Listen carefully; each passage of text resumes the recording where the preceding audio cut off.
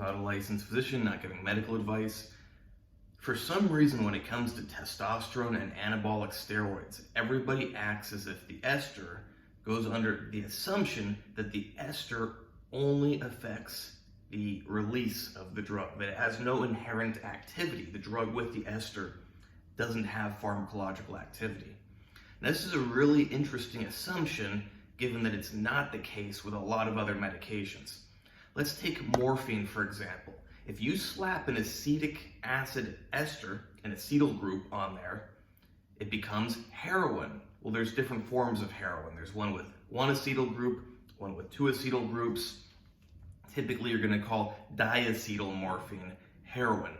The point being, though, is that heroin has activity in its own right, and it's then metabolized into morphine, which has its own activity. Heroin is not the same as morphine. Heroin is not simply a time-released version of morphine. Now, if you know a little bit about stuff, you might be going right now, yeah, but heroin is water-based. If somebody injects that, it's into their vein, or if they smoke it or sniff it, it's not in an oil depot like testosterone or an anabolic steroid. So there's a little difference there, but at the end of the day, that anabolic steroid with that ester is still going to seep out of that oil and enter the lymph flow, the blood flow, just the same way that that heroin molecule is going to enter the blood flow, just through a different route.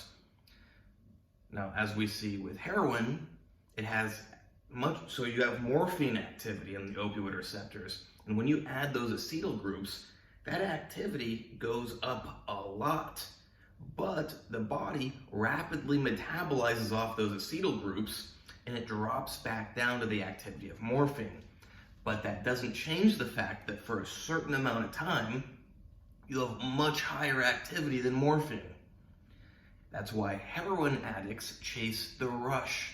They aren't typically taking little doses to minimize those spikes and to let the morphine build up in their system. They're taking it all at once, big hits, to spike that acetylmorphine effect. And when it comes back down to the morphine effect, they want to take another hit, get it back up. So perhaps we need to rethink testosterone esters and anabolic steroids, because there's every reason to believe that they have their own unique activities, but for a shorter amount of time. Now, unlike morphine, testosterone and anabolic steroids in the unesterified forms, these are not long-acting drugs. Morphine has a half-life of, let's just say, 6 hours. Testosterone with no ester, I don't know, 30 minutes? I don't know exactly, but it's not very long. So the duration difference is a lot less than you would see with heroin versus morphine, because heroin, acetylmorphine, is rapidly metabolized into a long-acting metabolite, morphine. But if you had acetyltestosterone, it may be rapidly metabolized, but it's rapidly metabolized into something else that's rapidly metabolized.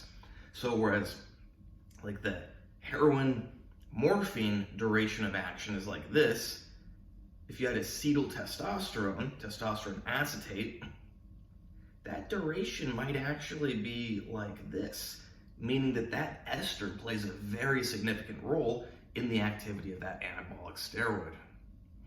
That's really profound to think about. Too bad that we don't know more about this, but it would actually lead credence to the idea of site enhancement injections. Now, certain esters cause more inflammation, which could cause site-specific enhancements. Like if you're injecting into your shoulders will get inflamed, they're going to grow a bit better.